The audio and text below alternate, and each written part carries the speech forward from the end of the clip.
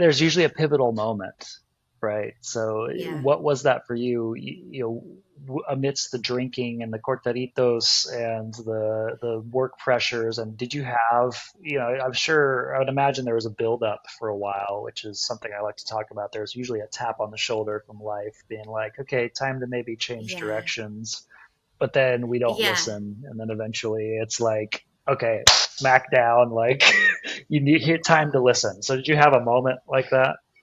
100%. And it was a breakup. It was an ending of a not healthy relationship, that was very Yeah. like off and on and toxic, and but it also mirrored my toxic lifestyle of, Right.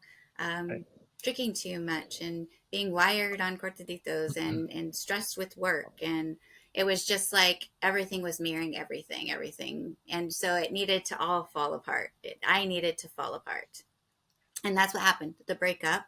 And that's what made me feel like I hit rock bottom and needed to fall in love with me again. So I remember telling my girlfriends, like, I'm going to start with the mantra every day, I love me, because I couldn't even at that point look myself in the mirror and say it.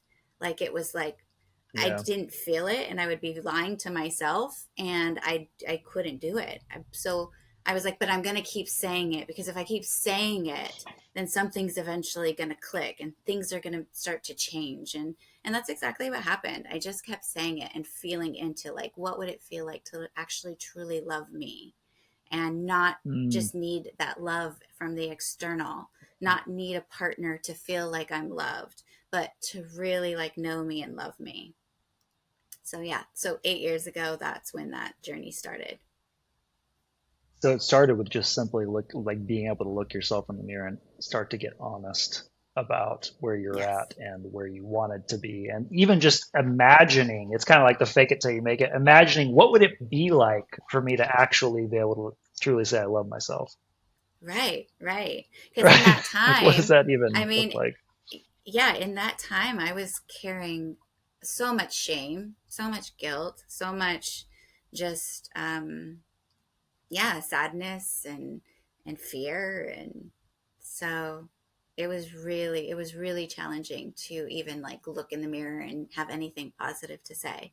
Whereas 8 years later, like I'm like, girl, I love you so much. Like you're the Yeah. bomb, like I am a total, like I wake up, I meditate. I don't, have, I have coffee maybe like special occasions. Somebody invites me to go have coffee, I might have a coffee, but I have tea occasionally. That's usually my go-to if I'm going to have something, a little caffeinated and warm. But I'm super sensitive to caffeine nowadays, because I really cut it out a lot. So because I noticed how it affected my nervous system, and connecting Mm. to your nervous system and seeing how that, like also affects like your mind process and your thoughts. There's just that holistic mind, body, soul. It really is works together.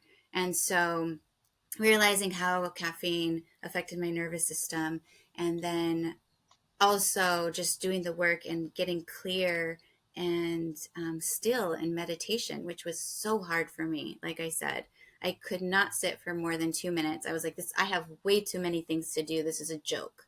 Like, and now, like, I can't even think about starting my day without it. Like, I'm like, I need the meditation to, it's a joke if I don't do it. Like, yeah.